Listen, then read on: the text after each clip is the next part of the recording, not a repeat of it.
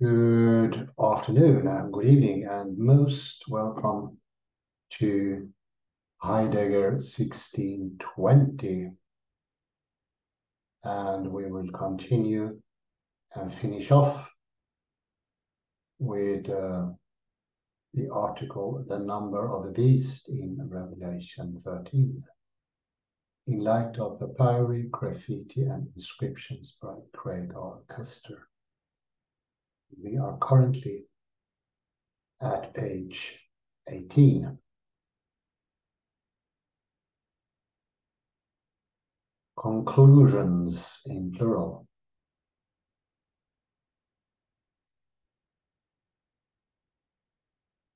We talked previously about commerce being the same as the Roman rule. The Roman Empire was commerce. And these are truly one and the same thing. Very important to see that there is a connectivity, interwovenness, as Derrida call it.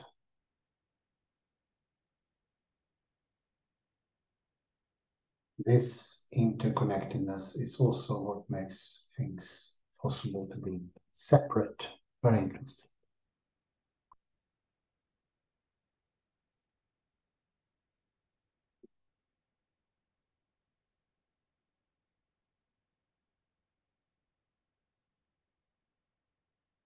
And we continue. Second paragraph, page 18, conclusions.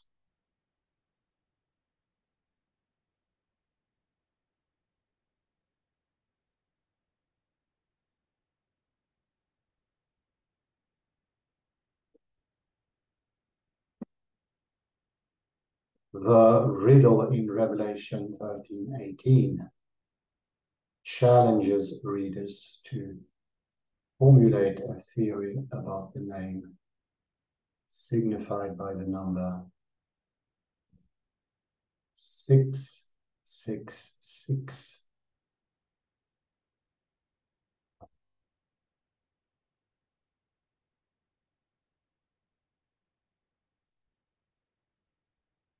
Based on the clues given in the context.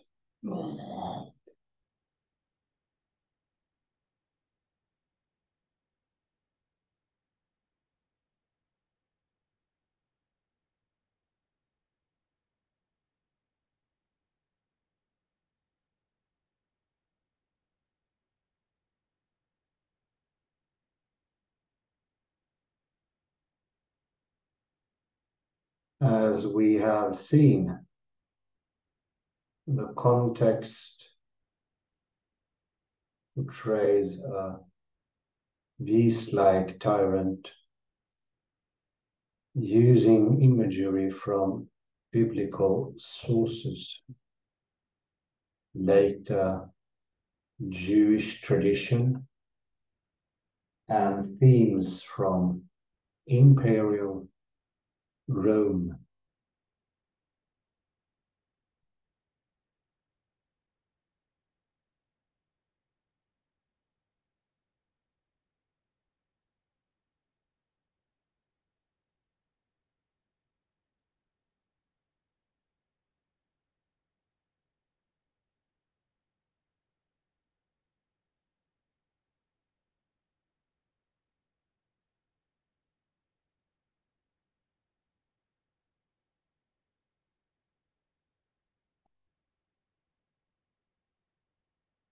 Some of the elements recall traditions about Nero.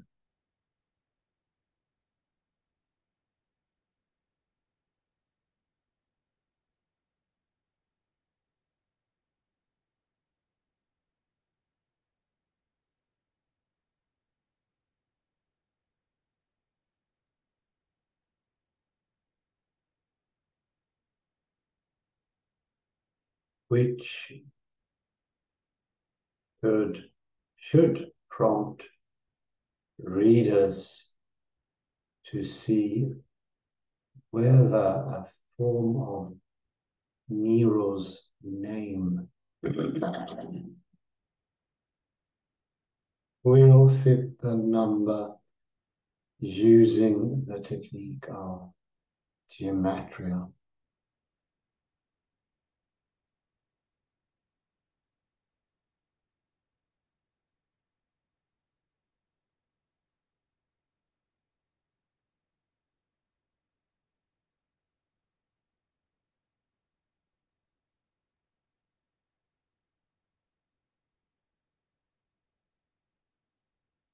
The riddle challenges readers.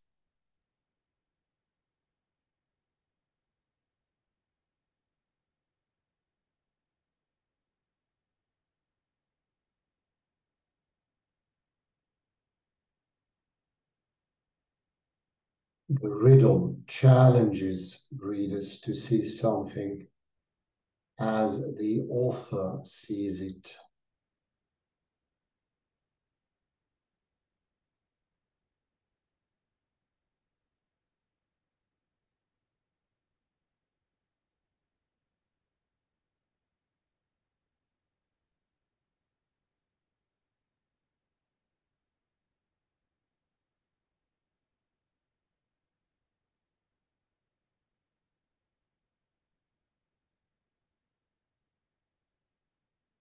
In this case, the goal is to shape their perspective so they see that in the brutal practices associated with memories about Nero,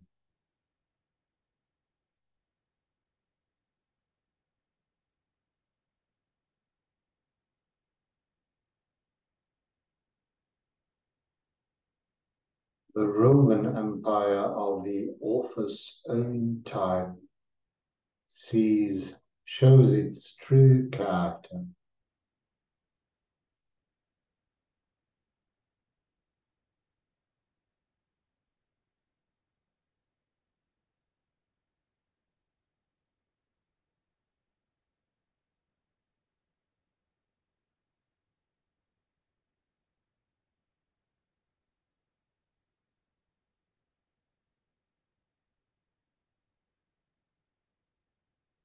The sources noted above show gematria being used in graffiti in the Agora at Smyrna.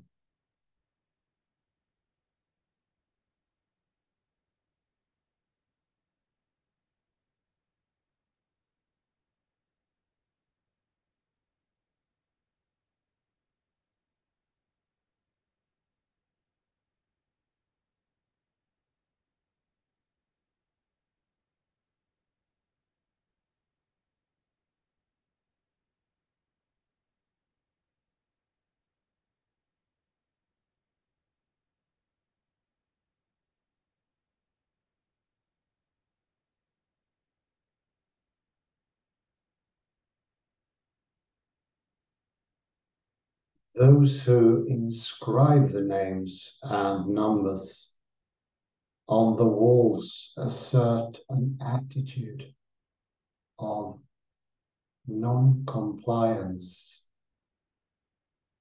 and the author of Revelation does the same.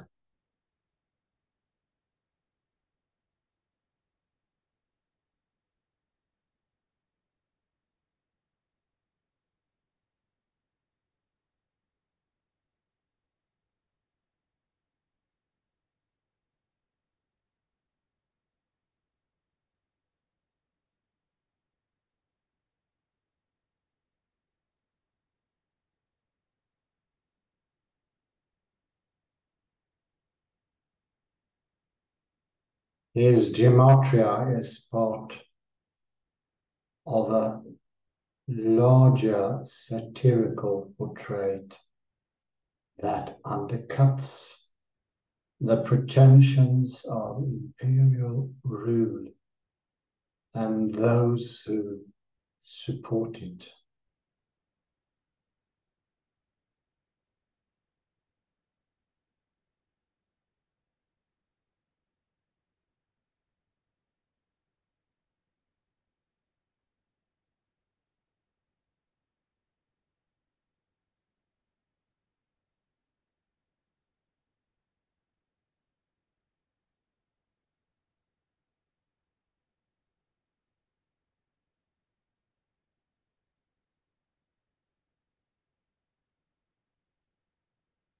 The dominant language in Asia Minor was Greek.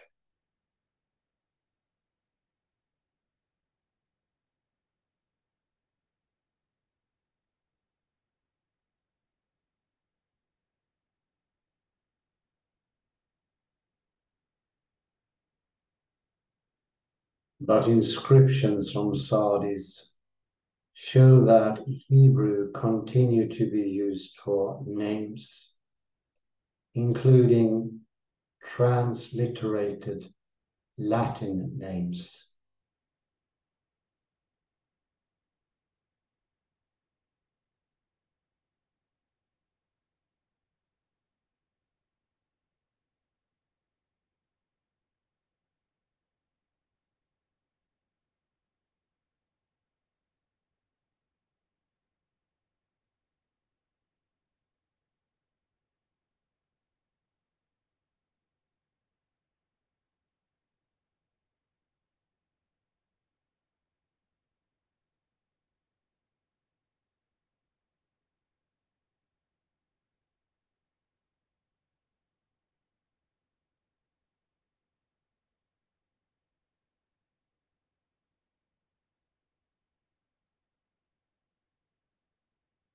Hebrew was also used in graffiti,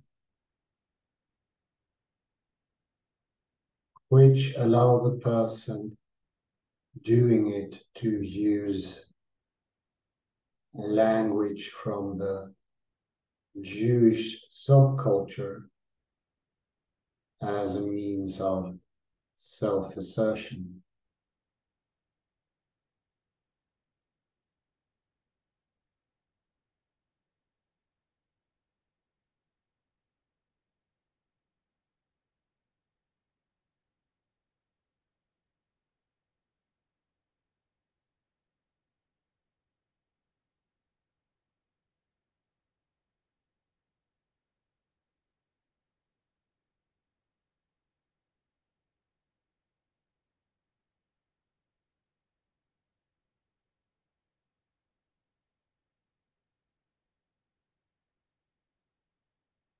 If the author of Revelation expected some of his readers to use Hebrew characters to determine the name of the beast,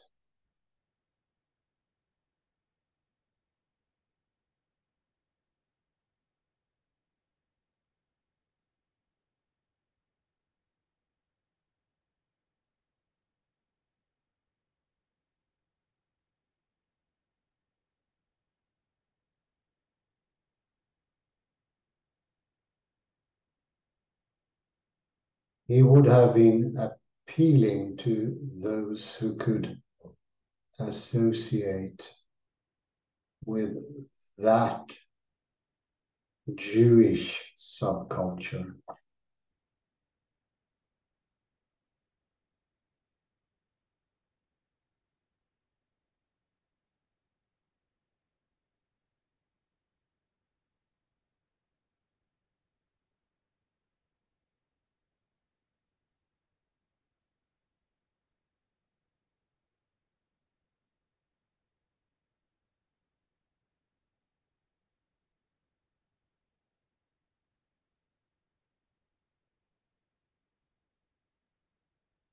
To discern the meaning of the riddle, they would need to move outside the language of the dominant culture and use letters from the language of a subgroup.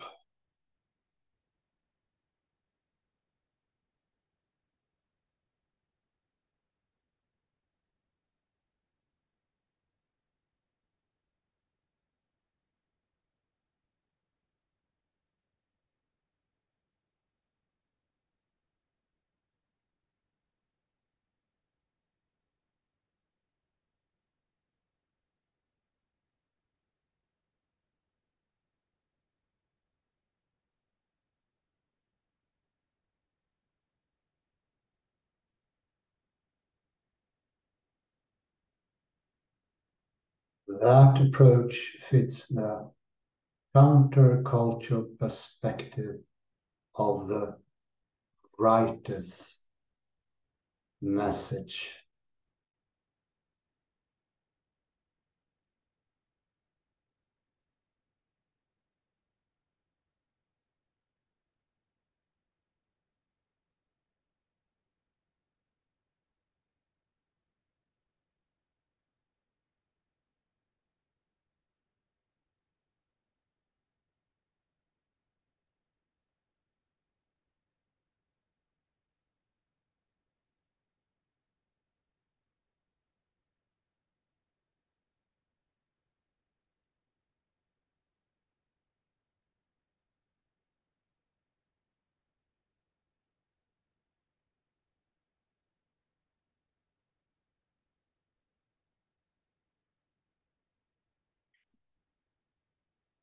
In practical terms, the imperial title Caesar was transliterated into Hebrew and Aramaic characters as ...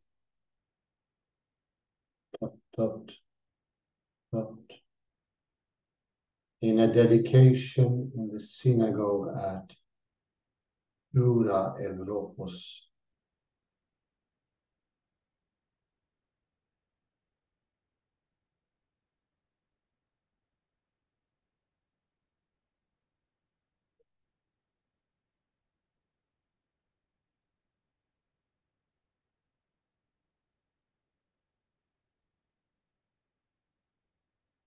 As well as in commercial documents from the Dead Sea area.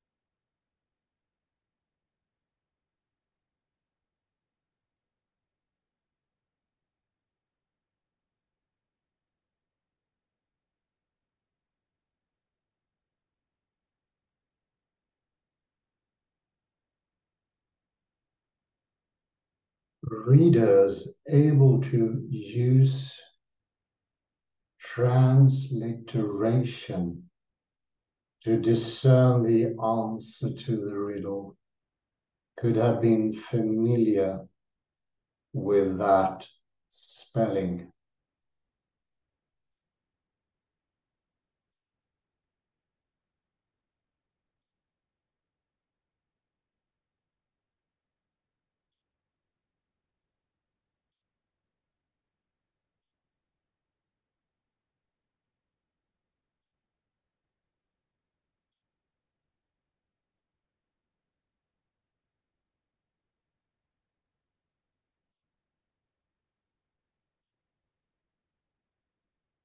In terms of social function,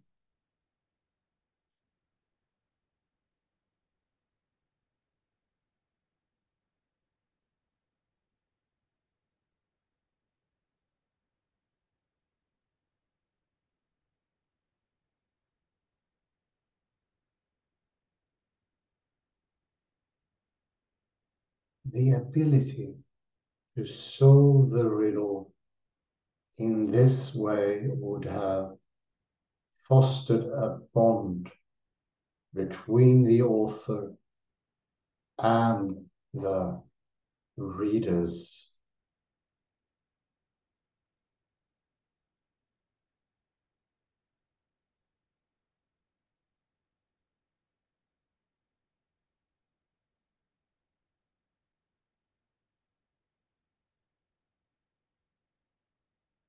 While differentiating them from those who lacked this ability. Very interesting. It's the ability to do. And I think you can remember doing and knowing from Nietzsche, mentioned previously. Life Death text.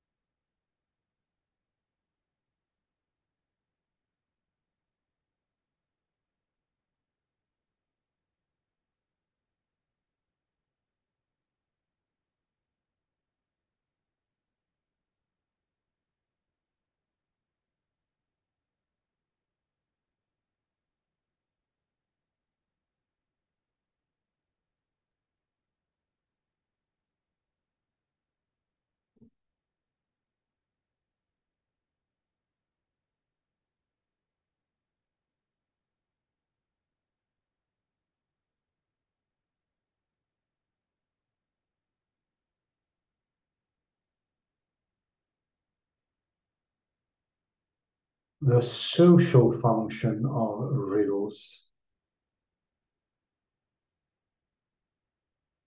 may have played a role in the early dissemination of the alternative reading 616.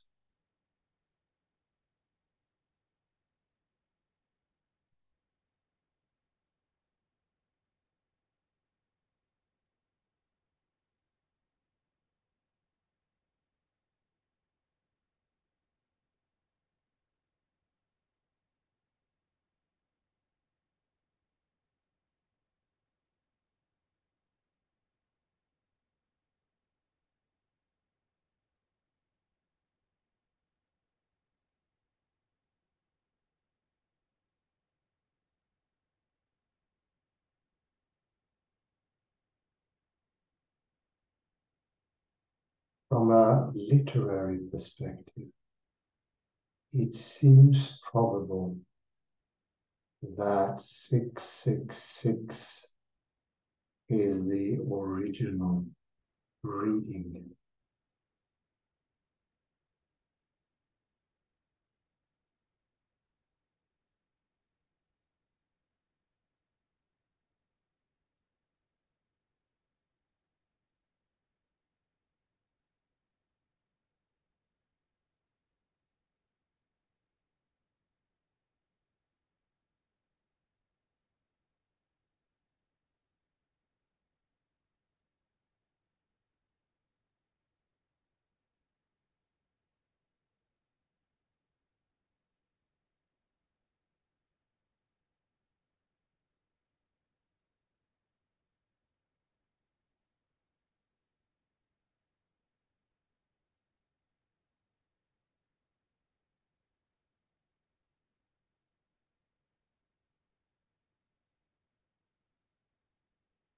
From a literary perspective, it seems probable that 666 is the original reading.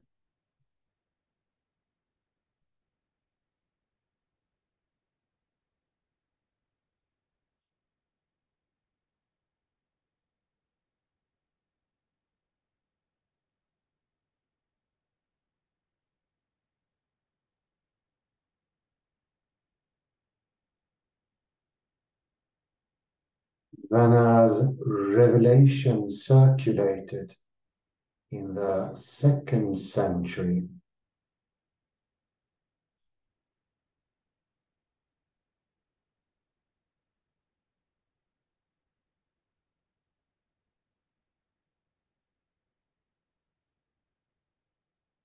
the number was altered to 616.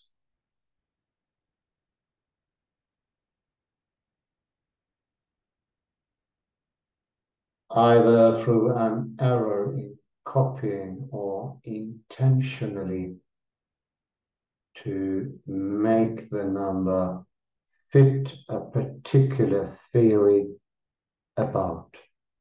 the name.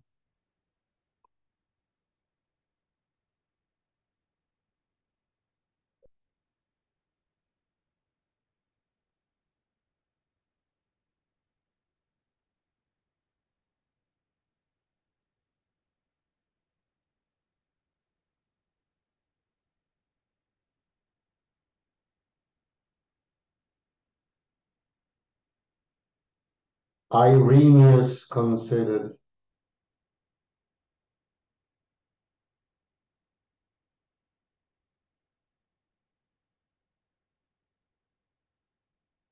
Irenaeus considered 666 to be authentic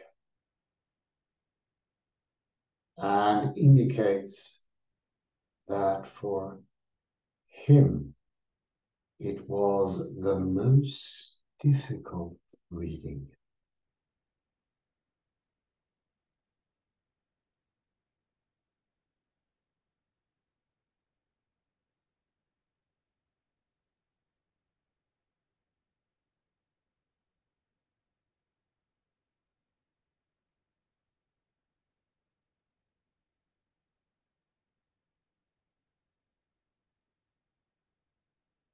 Since he was not certain what name the number signified,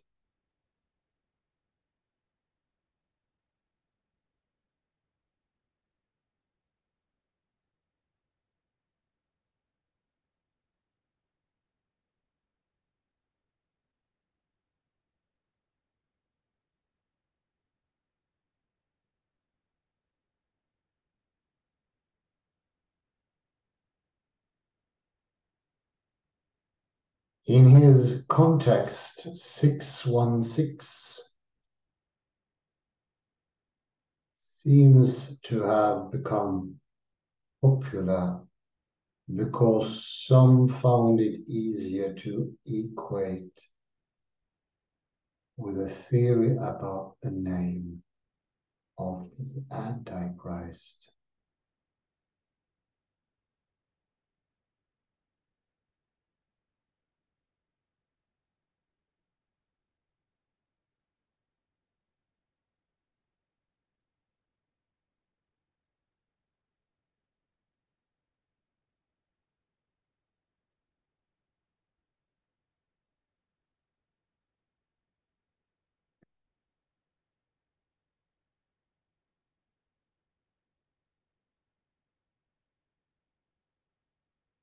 Socially, riddles challenge people to solve a puzzle and thereby show that they are as wise as the riddle maker.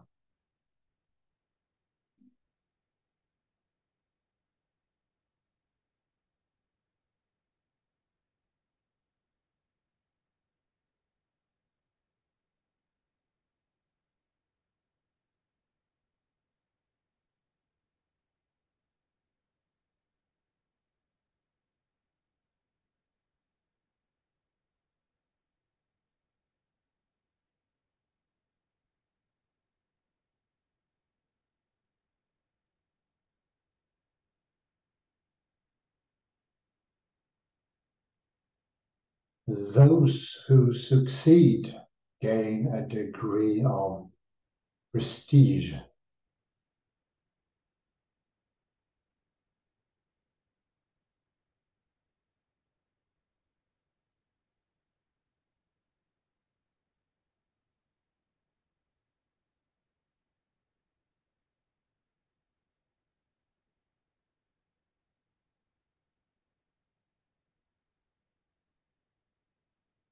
While those who cannot do so seem lacking.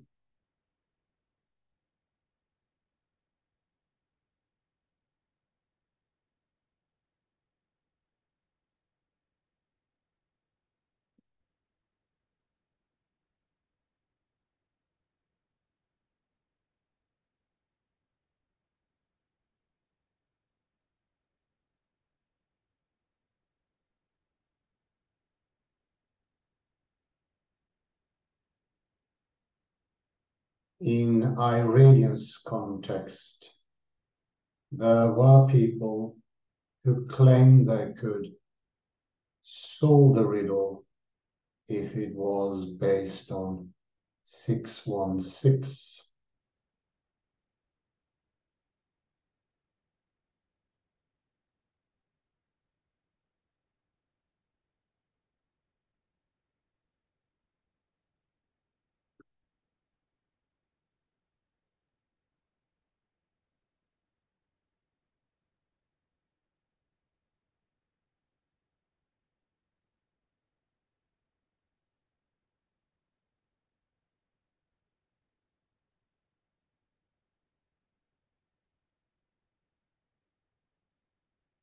And that suggests that whatever the origin of the variant, it may have been preserved and disseminated because some found it easier to solve.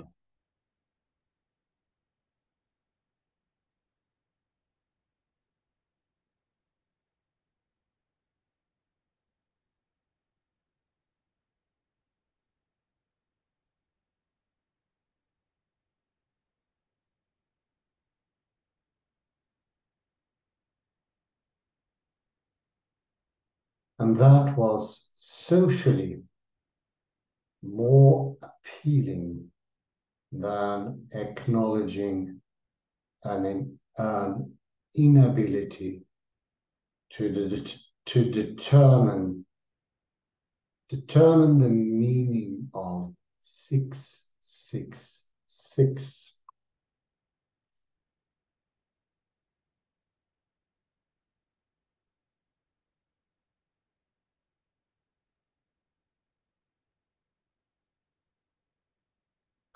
I will look at some outtakes here.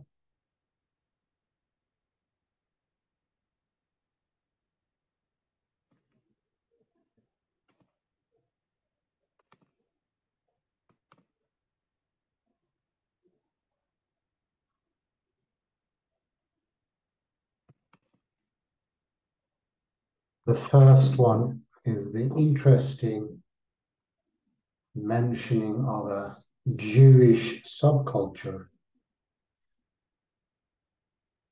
The last paragraph of page 18. Hebrew was also used in graffiti, which allowed the person doing it to use language. Here it comes. Of the Jewish subculture as a means of self-assertion. So we have the marginalized group making a punctual reversal.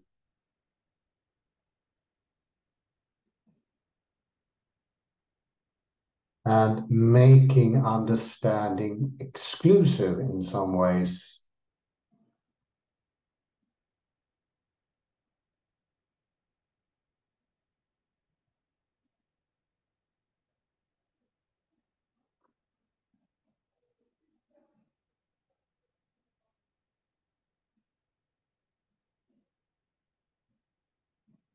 To the ones able to decipher Hebrew letters.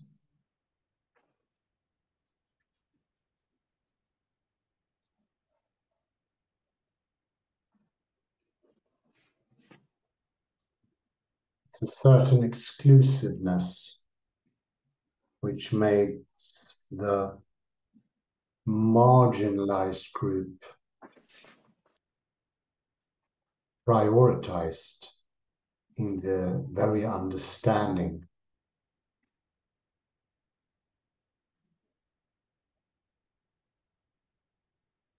It also functions as Koester here points out in terms of the last sentence of the same page.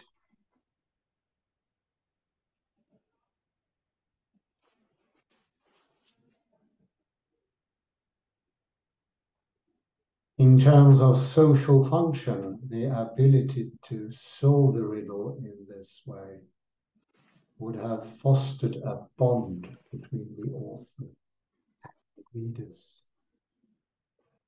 And the important thing is the last sentence, while differentiating them from those who lack this ability.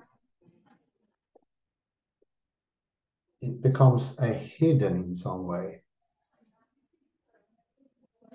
Parallels in some bits the hiddenness of the inner that we have approached earlier. It is not strictly hidden. It is rather expressed in a quite different way.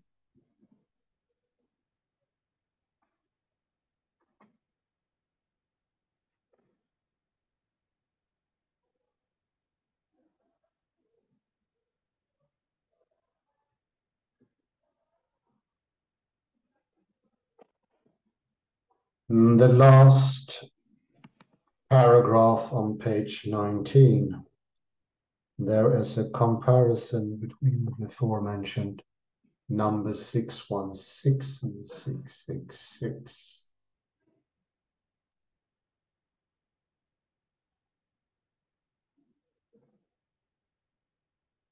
We talked earlier about verso and recto of a document.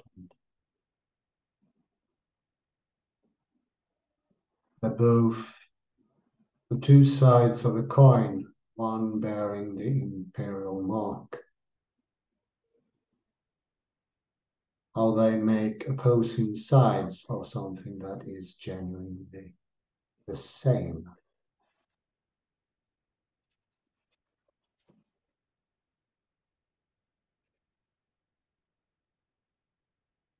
Looking at the numbers 616 and 666,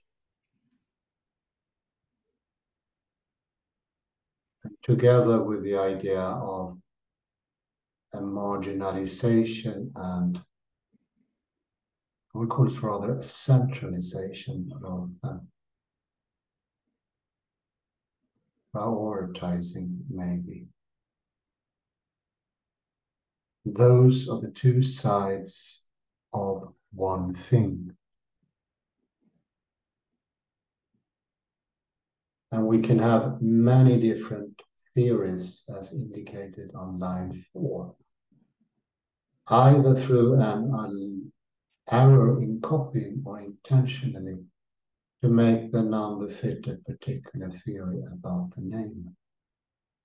The error or done in copying is the decisive thing. It proves, so to say, that it is real. There's an interesting connection with the both two-sided the bifurcation and the decision that the error is that makes something true.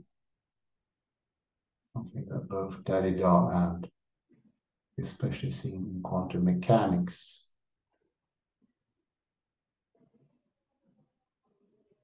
the error is important. It is what makes the world be real. All of the superposition of the two options, if you like. Usually we keep in a classical idea and think that first we have the thing out there in the world and then we have a theory to fit. That's hinted to here.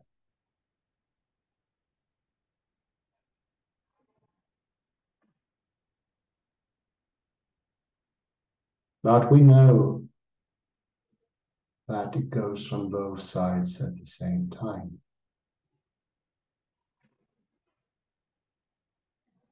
Reality, so to speak, is not out there and theory independent. No, reality comes to meet the theory.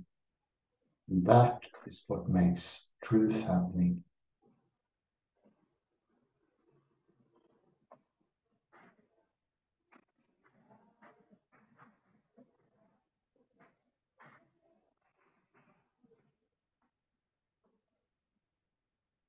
This is closely pointing to entanglement, which is very interesting.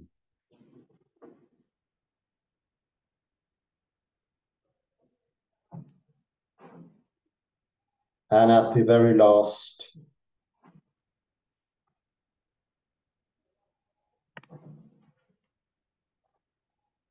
we have a hint from Irenaeus, and I'm going to read just the last 3 lines. That suggests that whatever the origin of the variant, it may have been preserved and disseminated because some found it easier to solve, and that was socially more appealing than acknowledging an inability to determine the meaning of 666. So they are both like and different. They were not on the same page, but on the verse on the rectum, they could never be different, but they also share sense. And here once more, more socially appealing. It's another factor that it's a bit like fitting. Usually, the classical model is bad to fit the theory into reality. In classical thinking, you never do that. It's up or down. But you always do that in quantum mechanics. It's also something we see in the other texts we are cross-reading with. But that is actually the making of truth. There wouldn't be any truth if you don't make the theory to fit, or if you don't have errors, which is not errors in the speak classical sense. Chance means that is decisive and intentional.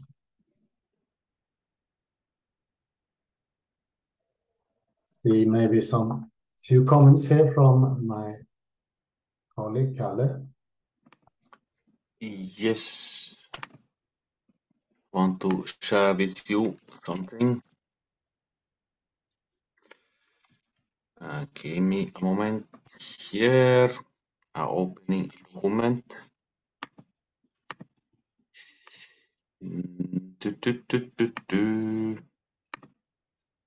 Now, it's a Wikipedia page about Papyrus 115.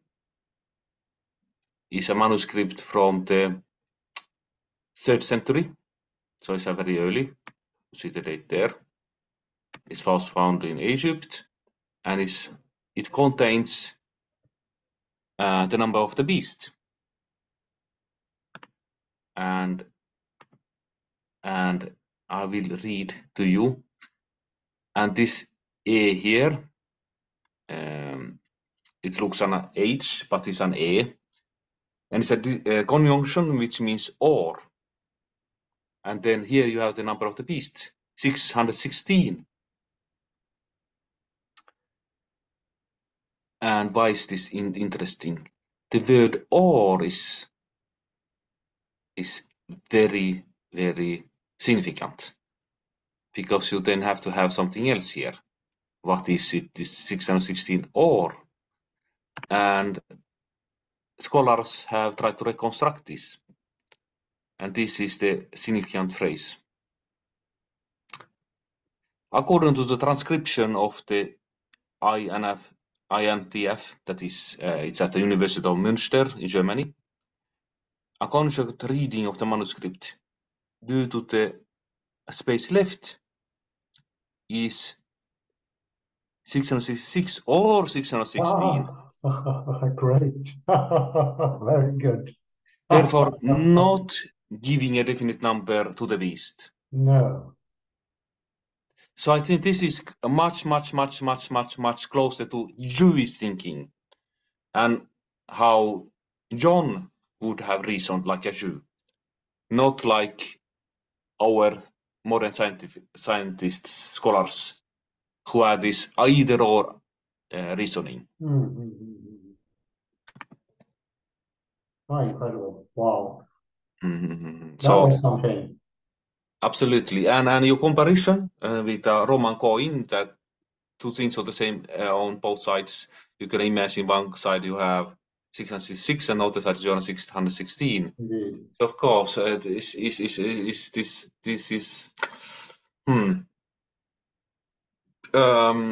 is complementary. I think is using. And we know if they are not both, they cannot be different. And that is very important. Actually, I would say having just one number is so classically so Newtonian, so they are not even looking for the number of the beast. What they are doing is proving things in our eyes, obscuring obscurantists. Absolutely. This makes it very clear. Absolutely fantastic. Yes, and I'm very grateful to Hans that we went through this paper. It has, it was, I'm myself now working on a research paper about the number of the beasts. So I'm very grateful that you went. This inspired me greatly. And if we had not gone through this paper, I would, not pretend this. So thank you. Thank you Thank for participating and helping out. Very great. The last thing is unbeatable. I will be smiling for days. Sorry. It was great. I'm exaggerating, but it was very good. Very good. Since I have another meeting, I think I have to stop there. Yes. But if you can meet soon, just let me know. And yes, absolutely. Keep in contact. Thank you very much for listening, everyone. And I will end the recording there. Thank you.